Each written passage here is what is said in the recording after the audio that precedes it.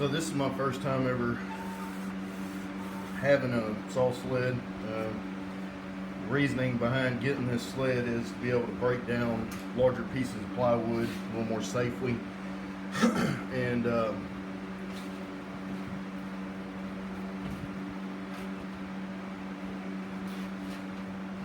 this was my original down and dirty saw guide.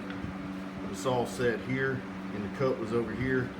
You line it up and you cut it, but it would slide around. I tried using friction tape, didn't work too good. So this thing is way cheaper than a $1,000 track saw, and I'm just trying to break down the sheets in small enough pieces that I can handle on the table saw.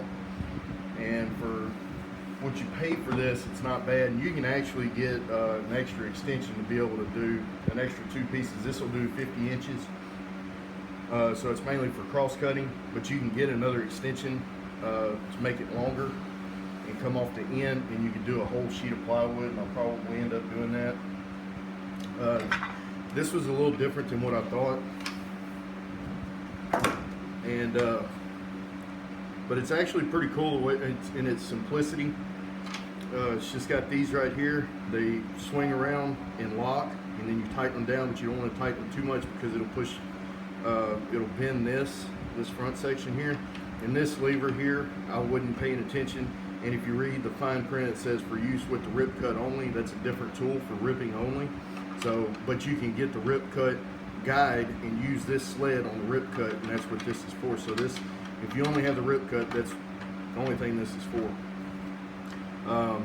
You need to make sure that when you're cutting your zero clearance right here, that you take your time and you make sure in this little lining block here holds the saw in place. So you need, they say about a 32nd of an inch to cut off this strip, because you're actually shaving this strip down so you can have a nice clean cut on the edge. So you got to be real careful. And then this little guide right here, you can slide it over and put this cursor on your mark.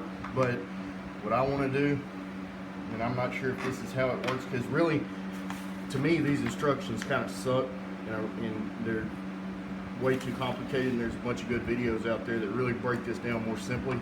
And I just took my cursor and slid it over to the rail to kind of give it more support, so I'm not turning so much, and it just kind of helps keep me guided. And this one here, I have the V-notch lined up perfectly with the center of this other rail, because no matter what, you can still get off. You can still torque the saw, so you want to make sure that you're pushing downward with good pressure and just letting the saw slide down the rail, or you can make divots in there. So you want to be sure that you're doing a good job of just letting the tool do its job and ride the rails. Overall, I can't wait to get this thing in use. They got a few attachments, like I said, longer rail, and then you can get clamps for the rear.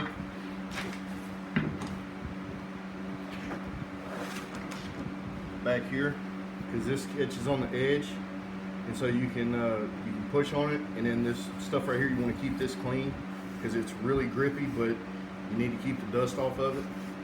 And then on this end, you can put clamps that hold it down on the edge so you don't lose your mark. And then all you do is just line it up on your scribed line on the plywood on this edge, no having to measure over or anything. So that is the Kreg Accucut system.